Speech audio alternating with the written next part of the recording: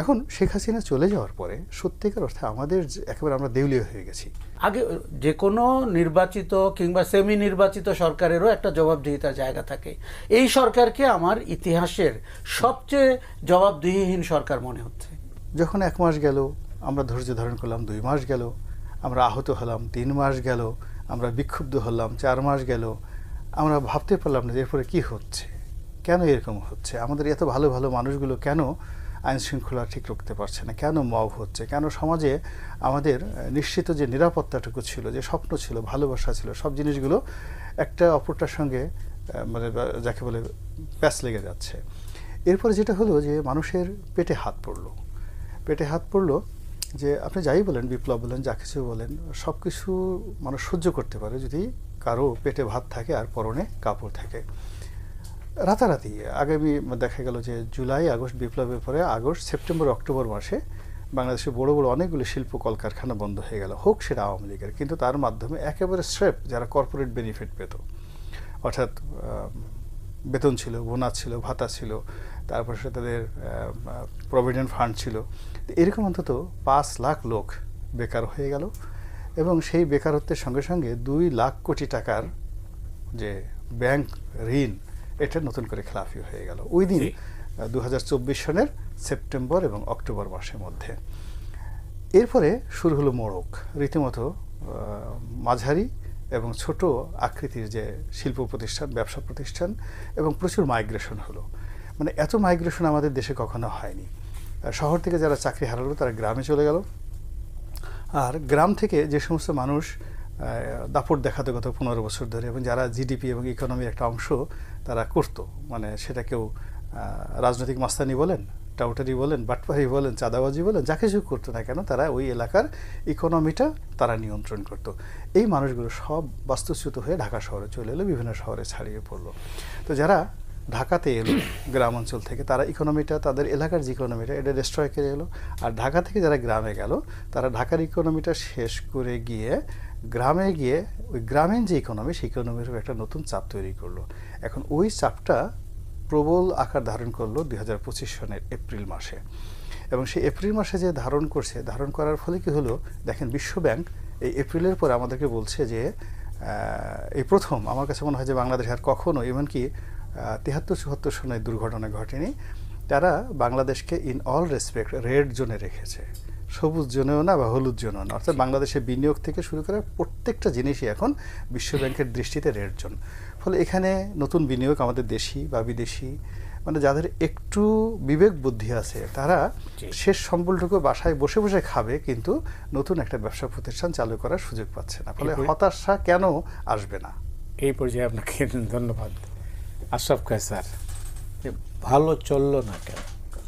ভালো তো চলার কথা ছিল, কেন চললো, কোথায় বলবা? এই প্রশ্নের কিন্তু আমরা কোনো সরাসরি উত্তর পাচ্ছি না, কেননা যেই গণ অভ্যুত্থানটি হয়েছে সেটা আনপ্রেসিডেন্টেড। আমরা অতীতের অনেক উদাহরণ টানি, তার সাথে 24-এর গণ অভ্যুত্থানের যে সার্বজনীনতা, তার কোনো মিল নাই। এবং যেভাবে মানুষ প্রত্যাশা করেছে, রাস্তায় নেমেছে, জীবন দিয়েছে, আবার আমরা খুঁজে একজন ভালো লোককে এবং সবচেয়ে যোগ্য যাকে মনে করেছি তাকে বেরও করেছি। উপদেষ্টা পরিষদ অত মনোপুত হয়নি, অনেক প্রায় 50% মানুষ কোথায় ছিলেন আমরা জানি না উপদেষ্টা হওয়ার আগে, কিন্তু তাদের কাজ দিয়ে আমরা যে আশা আকাঙ্ক্ষার বাস্তবায়নের জন্য তাদেরকে এনেছিলাম সেটিতে তারা গোলমাল করে ফেললেন। সেই জায়গাটিতে মনে হচ্ছে তাদের উদ্দেশ্যহীন, প্রতিদিনের রেগুলার কাজ করা তাদের কাছে সবচেয়ে বেশি প্রয়োজনীয় মনে হচ্ছে, কিন্তু তাদের তো আসলে গেম চেঞ্জিং কাজ করার কথা, তাদের অর্থনীতি পুনর্গঠন করার কথা, ব্যাংকিং সেক্টর ঠিক করার কথা, সুশাসন প্রতিষ্ঠা করার কথা।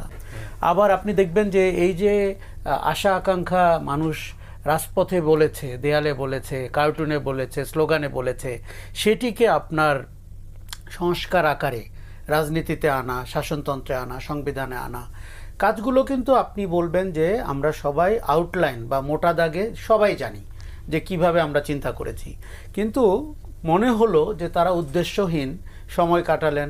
তাদের যোগ্যতা দক্ষতার ক্লাসরুম বা যার যার ক্যারিয়ারে যতই ভালো হোক, এই রাষ্ট্র পরিচালনায় বা সরকার পরিচালনায় এসে তারা ব্যর্থতার পরিচয় দিলেন এবং তারা বিচার প্রক্রিয়াটিকে আগাতে পারলেন না।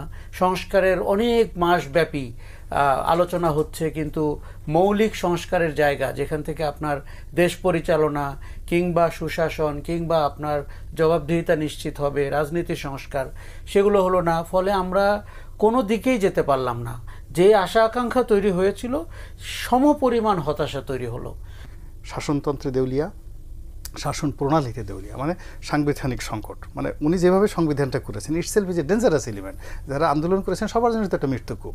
তাহলে শাসনতান্ত্রিক দেউলিয়া, শাসন প্রণালীতে, অ্যাডমিনিস্ট্রেটিভ সিস্টেমে দেউলিয়া, অর্থনীতিতে দেউলিয়া, মানুষের মন মানসিকতায় দেউলিয়া, এবং টোটাল রাজনীতির যেটা ভাইব রয়েছে, একটা রাজনীতিতে অলমোস্ট তাদের নিজের যদি 35% সাপোর্টার থাকে, অন্যান্য দল মিলিয়ে ধরেন অলমোস্ট 50% লোক যারা দৌড়ের উপর পালিয়ে গেছে, তাহলে একটি শূন্য জায়গার মধ্যে যে দেউলিয়া, সেই দেউলিয়ত্বের মধ্যে সরকারের প্রথম যে কাজটি করা উচিত ছিল যে একটি রাষ্ট্র পরিচালনা করার জন্য আমাদের ফান্ডামেন্টাল এবং বেসিক জিনিসগুলো কী, এবং সেই বেসিক জিনিসগুলো যদি তারা বলতো যে আমরা আইন শৃঙ্খলা, সুন্দর একটা গতানুগতিক নির্বাচন, এবং আমাদের যে ট্যাক্সেশন ব্যবস্থা, একেবারে গতানুগতিক যে ট্যাক্সেশন ব্যবস্থা, 3 থেকে 4টি বেসিক জিনিসগুলো নিয়ে যদি রাষ্ট্র আগাতো, আমার কাছে মনে হয় এই সমস্যা হতো না। ধরুন এইবার একটা ছোট্ট উদাহরণ বলি, গত 1 বছর যাবত আমাদের কাস্টমস, আয়কর, কোথাও কিন্তু ভালো ট্যাক্স আদায় হচ্ছে না, এবং এর একটার পর একটা বিপ্লব করে যাচ্ছে। এবং আমি যতটুকু জানি অলমোস্ট 60,000 কোটি টাকা মানে ভ্যাট, ট্যাক্স এবং 3টা জায়গাতে এখন পর্যন্ত ডেপ্রিসিয়েশন আছে।